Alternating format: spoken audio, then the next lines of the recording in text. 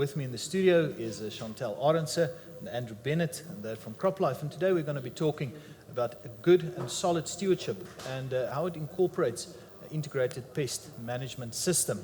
Chantel, welcome back. It's lovely having you back. We had a lovely chat yesterday. Andrew, and welcome to you as well. Thank you.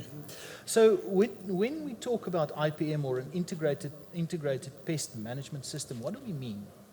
Well, yeah, integrated pest management, is the optimal use of a diverse number of pest control strategies, and that is to manage pests to an acceptable threshold level, that is cost-effective for farmers, as well as, is good for the environment, as well as safe for human health. So that's just in a nutshell. But when it comes to IPM, I think what is key there is diversity.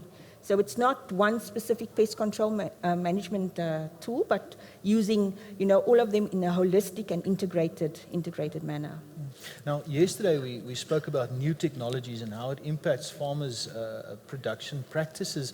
So what does the IPM toolkit of today look like versus the one that we had 50 years ago? Yeah, it's really exciting, I think, because we have all those products from long ago, but we also have all the new modifications to the crop plant itself, where the crop plant is inherently insect resistant or it's able to withstand a herbicide. Basically, the GMO technology, the GMO toolbox that comes in there, has really revolutionized things, I think. Yeah. How has this helped farmers with their production practices? I think essentially, it's kind of difficult. There's not one size that fits all. So farmers need to work it out for their systems on each of their farms. But the new technologies that deliver really good insect control and really good weed control just make it that much easier for the farmer to plan his day and his season. The BT crops that we have are really, really good. They're delivering superb control 24/7, and that was not always possible with insecticide applications. However, the BT crops are very targeted, so they're not covering all of the pests.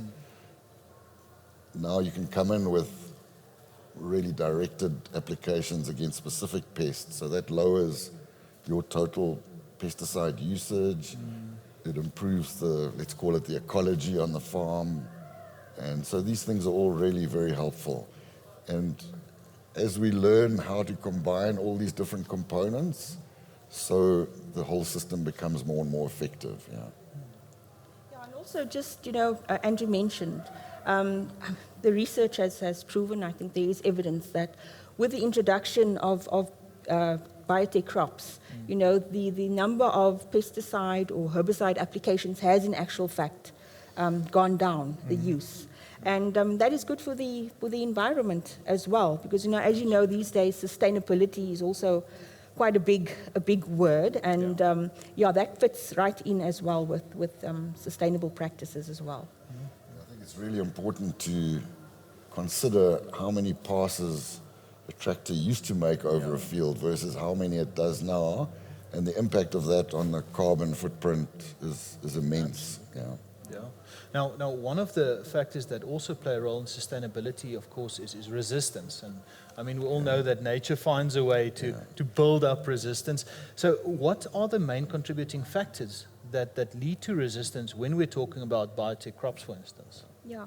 So, when it comes to resistance, just to point out that resistance is not unique to biotech crops. It is an issue for whether it's organic, whether it's conventional farming. True. And so this is something that, all farmers should, pay good attention to.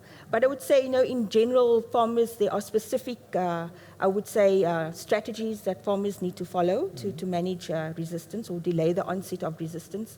And this includes, making refugia part of the planting. And if you're asking, why refugia? Well, refugia is just the non-conventional crop without the specific BT gene.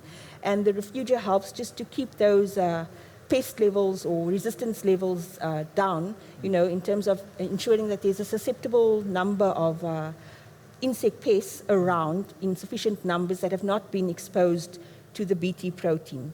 And this just helps to delay. And that's one of the main strategies, but that's not the only one. You know, the original Bt maize crop was just a single traded crop. And so obviously it's there to encourage farmers to also take up stacked traded crops, which have multiple insect-resistant genes. And these offer more than one mode of action against a specific targeted pest. So those are the main strategies, I think, against resistance. But it's not just that. It takes place within a holistic approach. So you still need to complement with all the other good agricultural practices. And each situation, as Andrew mentioned, to your farm is unique. So you need to understand what's going on your farm, and also monitor where the issues are, and use those IPM practices accordingly. Of course. I think what's really it's amazing. The principles are the same. It's just incredible. If we can introduce more modes of action in a Bt crop, that helps a lot. Yeah. But if we look at insecticides as well, or herbicides, the more modes of action we can employ, instead of using the same mode of action over and over, that principle works for insecticides and pesticides as well. So one can see the sort of overall strategy is really around increasing the modes of action that you use within a season, and not following with the same modes of action one after the other. Yeah. And in that way, I think we generate a much more sustainable environment.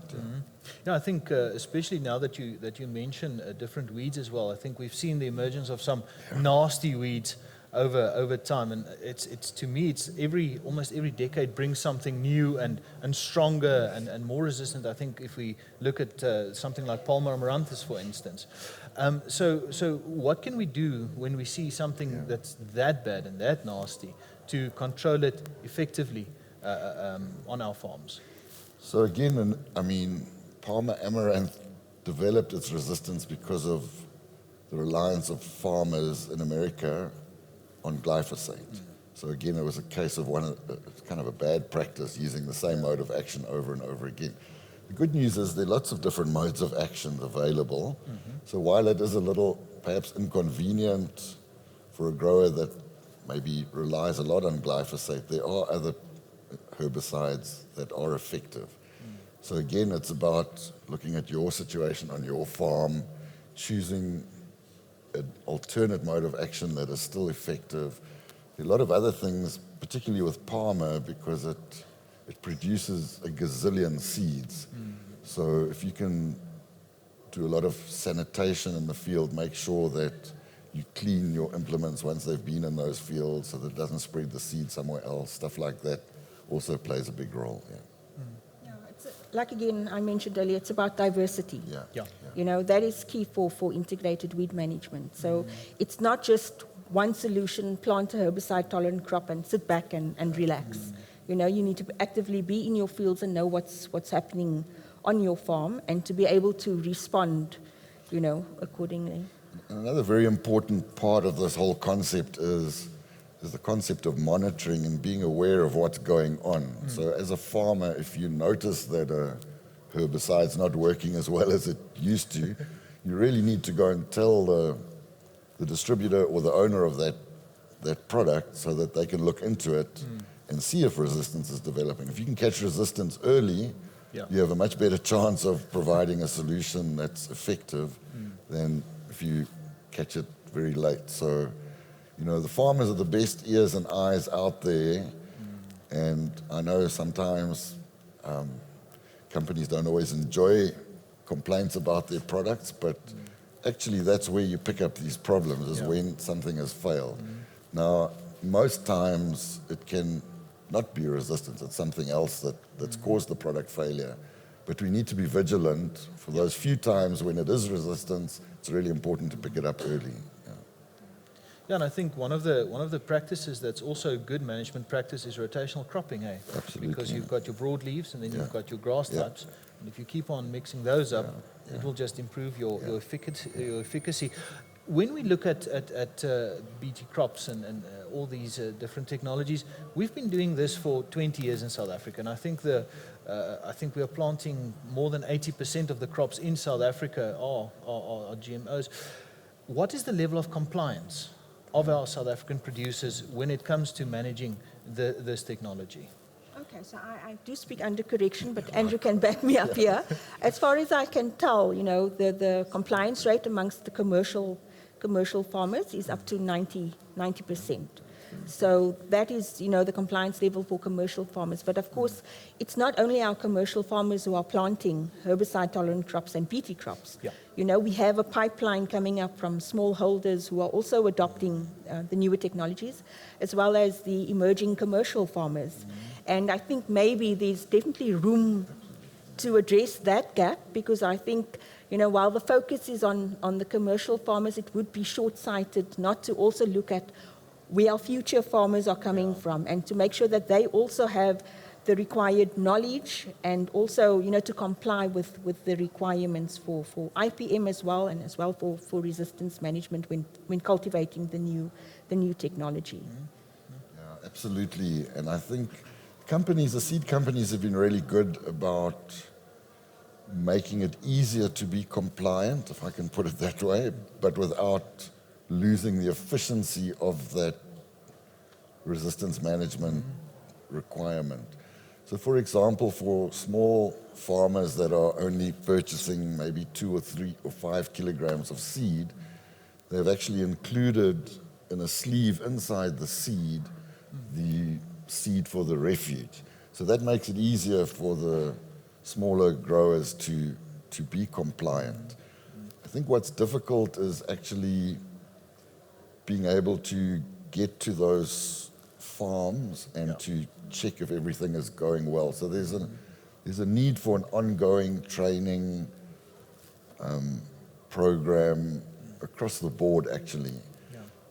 I think if one looks back in history, compliance amongst the commercial farmers wasn't that great when these technologies were first brought in. Yeah. But when the resistance started sticking its head out, everybody, realized what the loss would be if that technology went. And fortunately, there was another backup one that's working well. So that compliance, 90% is a very good level of compliance if you compare that globally. It's really right up there. So hats off to the farmers. Yeah. What are the international levels of compliance like? Yeah, nobody really talks about it a lot, but what I remember from the past, it can vary from 50 to 60%. Again, it depends on the pest as well and how mobile it is as to what level of compliance you really need to ensure. Yeah. Also the susceptibility of the pest. So if you have a pest that you have like maybe 95% control, 5% is surviving, that's a good recipe to develop resistance if you don't have like 100% compliance. Yeah. If your technology is 99% effective, you can probably come down a little bit on the compliance and it won't be a train smash. So you have to look at these things pest by pest, sort of farming situation by farming situation. For example, if you look at the BT in cotton, which is targeting Helicoverpa omigera, the American bollworm or African bollworm, to my knowledge, there has not been a single case of resistance against that. It's the same kind of protein that you get in the maize, but the maize pest is different.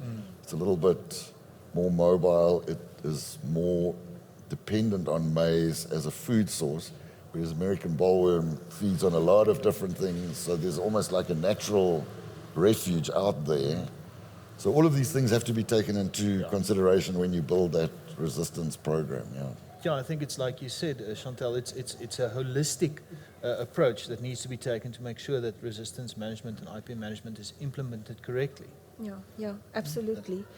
The other thing I think also that one needs to take into account, in South Africa, the BT soybean intacta has just been released. So now there's another, or there will be in the future another, 1 million hectares or close to 1 million hectares of BT out there on top of the hectares we already have in maize and so on. So all of these things need to be taken into account and managed and monitored. And That's fantastic. Well, thank you very much, guys. I really appreciate it. It was a Thank you. fantastic conversation and very interesting. awesome.